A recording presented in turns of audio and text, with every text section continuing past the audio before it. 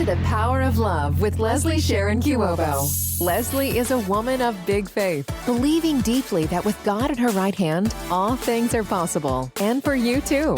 Join us as we talk about the ways we can live a life that is pleasing to God, while raising awareness on topics ranging from the foundations of a relationship with God to self-love, marriage, motherhood, and so much more. We are so glad you're here to join in on the conversation. Here's your host, author, speaker, and believer, Leslie Sharon Cuobo.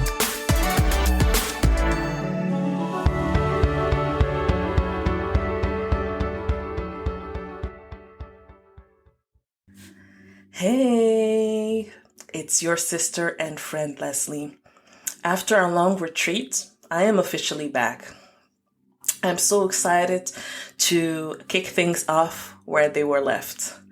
I was off the grid for a while, but I must say that I'm feeling strengthened and encouraged to resume all my activities now. These past months, I've been on a roller coaster ride of different emotions. I started the year with a lot of hopes and projects, and then everything was just put to a halt. And I guess that's the thing with life. You can be the best planner in the world, but we can't always prepare for everything. And ever since my dad passed away, it really made me put different things into perspective, mainly when it comes to my peace and happiness. I am so focused on the things that I want to do or feel I need to do to make sure my family is taken care of. But at the same time, I started to lose myself in it while doing so from time to time. And now I'm really trying to find the best way to balance all of it. My priorities haven't changed.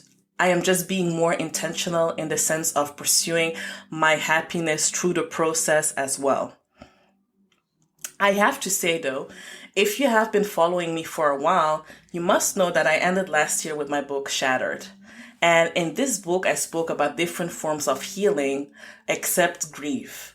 And the main reason was because I usually write about topics that I've experienced myself, and I'd rather not talk about something that I haven't experienced because I just feel that it wouldn't be authentic. It wouldn't really be genuine when, passing on the message.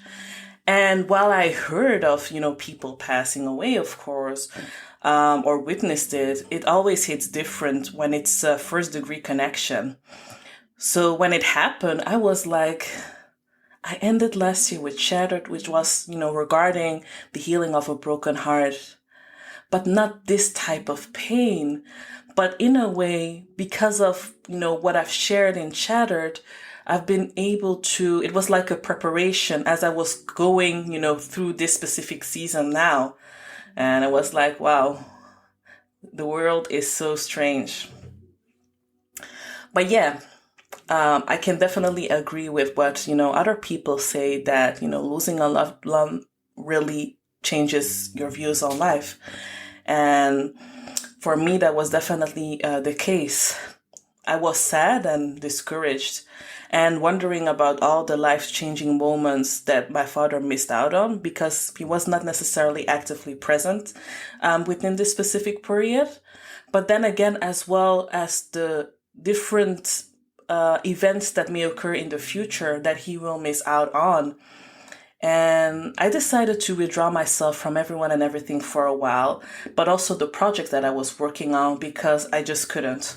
I wasn't ready, and every time I felt a bit encouraged, my mind started running because if I would start with something now, there will have X, Y, and Z commitments that go with it. And I really didn't have the strength to commit to it yet. So for those that were wondering why I haven't released any new books yet, writing is my passion, and that has never stopped. A lot of projects are going on in the background, and when I'm ready to share, I'll make sure you all will find out. I do have to say, though, that this time around, I've been heading a slightly different direction, but I will tell you more about that over time. Since it's been a while that I've been on the mic, let's quickly recap where we left off last time. I reflected on testimonies and it made me reminiscence of how far I've come and really look forward as well to what the future beholds. With everything that is going on around the world, I just wanted to take a moment to let you know that my heart goes out to everyone that is going through a hard time.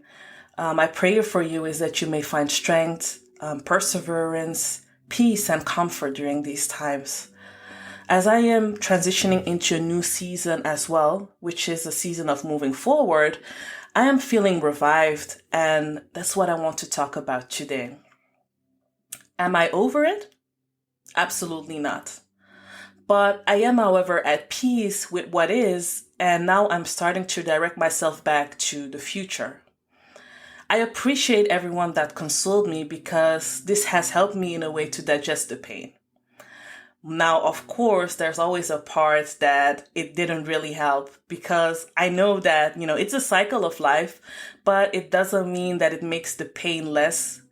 But then again, because I am so grounded in my faith, I found a lot of comfort in, writing it all down. If you remember, I've once shared with you that I used to keep my feelings for myself most of the time. And as I kept filling myself with different feelings and thoughts, there would be certain instances that I would burst. And it would manifest itself with me feeling out of control. Now, one moment I could be fine watching TV, dancing, singing, and then the next minute I would burst out in tears. And it was to the extent of me trying to just end it all because the burden just became too heavy for me to bear. Now, thank God this has now changed. But when I tell you that the way you are used to know me today, it is one of my life-changing testimonies I cherish the most.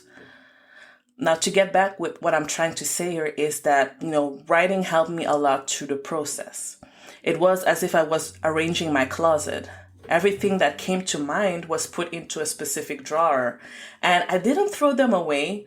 I just kept them safe as if in a storage unit, knowing that I can access them anytime I need or want to. The memories are still there, but it's not paralyzing me to the extent of dwelling there. So I'm usually very spontaneous. So often I would be doing things and not realize all that has been happening in the background until I am done. And then I'm like, ooh, I see what I did there. I know what it feels like waking up every morning and feeling empty. The world is continuing its course, and yet I am stuck getting on to the next. Will I ever be out there again? It takes time, and you should allow yourself to take that time. I want you to take a minute now and think about the last time you genuinely felt happy. What made this moment stand out? Whether you like it or not, our feelings impact the way we decide to react to events. When you are in a need of revival, it's because you're going through a heartache. And that is tough. You rather just want to make it go away instead of allowing yourself to feel it. What if I told you that you should let all the feelings come through? If you express what you feel, you've named it, and then you can store it. As I said earlier, we don't want to forget, but we want to be able to move forward. I personally always go back here to Jesus' story because if I was alive during that timeline, just thinking about the loss and being in that uncertainty as the apostles were at the time of, what to do next. Are we doing the right thing? I think it hasn't always been easy, but I do have to say though that they had each other to, console each other, but also to grieve together with. And I think it's important that we find a way to cope with the hurt that we're going through, whether this is in community or alone. And I usually hold on a lot to my faith because I believe that even though the Lord may not be physically present anymore, He continues to live on in our hearts. And the same way I look at it when it comes to people. The physical appearance may be no more, but the impact they've made on our lives remains. And I want you to hold on to that thought. As life goes its course, so will you at a certain point. And how will you decide to address those feelings? Is it by talking about it, crying it all out, praying, fellowship, writing, singing, painting, reading the word? Whatever it is, spend time doing so. And it's not a one-time fixes-all approach. You can do it as much as you need, once, twice, or even more times a week. The reason I'm saying this is that afterwards you'll feel better, you'll feel encouraged, and sometimes even energized, which will help you to go for a while. But for the long haul, it is, I believe, important to find a way to channel those feelings, to kind of, let them, how can I say it? Let them come through, let them come out, free those feelings, if I can say it in that specific way. And I believe that when you make these type of commitments or these type of things part of your consistent routine, this will really help you. Gradually, it will give you courage to progress into different stages. As for me, I was completely in solitude. And then I slowly started, to reconnect with my family, friends. I started to lead a Belong group just because it helped me to remain encouraged as I was going on in my path of faith. And to a certain point, I found myself feeling, ready to get things going again. And this is how it went for me. But in a different way, it could also be for you. If you're having a hard time on your own, don't be afraid to ask for help or go for counseling. It's not a weakness. It's actually a strength to be brave enough to admit when you can't do it alone. So I'd highly encourage you to speak up. I think I've shared enough with you today, and I would love to give you the time to let all this information sink in. Next week, Saturday, I'll be back with another episode as we're moving on to the next season. Shout out to all the folks that reached out, kept tabs on me. I honestly wouldn't be able to do this without you. I appreciate your support.